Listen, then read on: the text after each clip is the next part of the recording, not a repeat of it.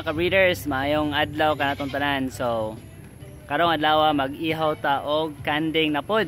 Kay natay order. Natay gianda mga usa ka laki para ihawon. So more or less, di ko ka-estimate pa pero mga more or less na siya mga ang karne ato mahimo ato mga 5 to 8 kilos. Ilan na ron. So mo to ato ang content karong adlaw. Alright. And ato ang technique yapon, lumsan ato ang kanding. Gamit ra gyapon tag saging. So kani siya, tulukoton, paluan ni sa saging ha. Pwede pug balani inyong gamiton. Puton na nato.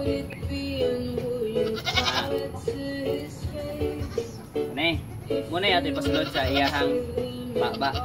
Okay? Alright. Good.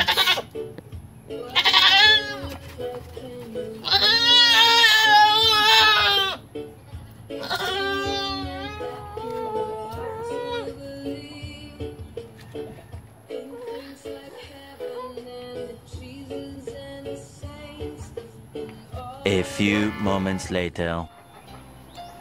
So mga more or less 2 or 3 minutes mga ka-breeders, maluya na siya. So, no, wala na siya umuy.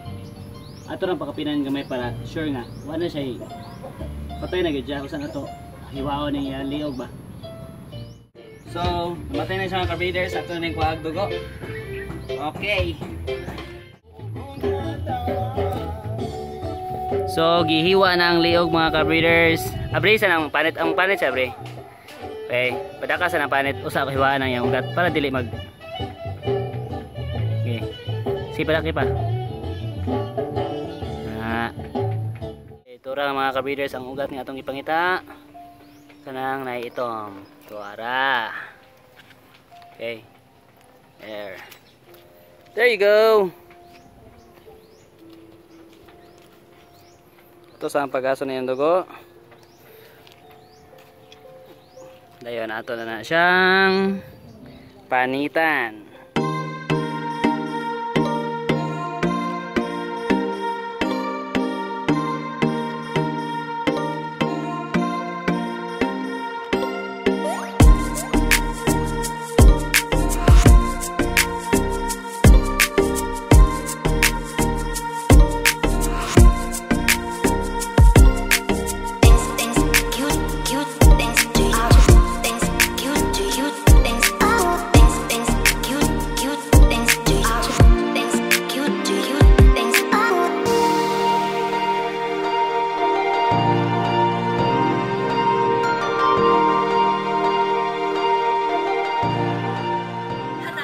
Breeders, so malamig limpyo sa timingan nga nalobat ako cellphone, so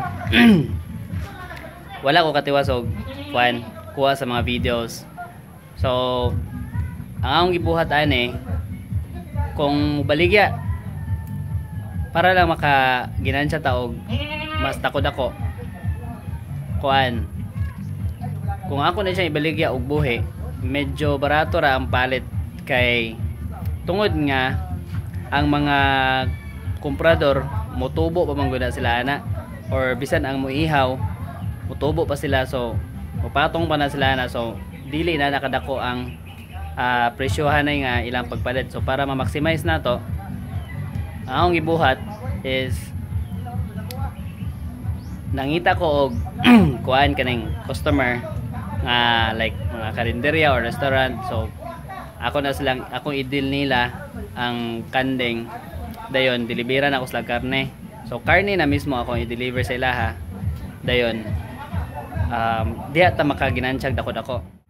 Ani nga stage medyo gasugod pa man tas kanding sa, so maniid ta ni market, maniid sa tuang pag-ihaw sa pilay karne nga mahimo sa atong pag-ihaw para ma-maximize na to ang profit.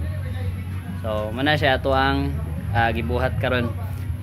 Muna siya substitute nako sa ako ang rabbit tree, since medyo wala man actually ni work tong rabbit tree nga kuan among gi-venture before, pero nawala ang market labi na to pag-abot sa pandemic mutong wala ta ka-vlog. So nag-concentrate as laing livestock like mga baboy, mga kanding, mga baka.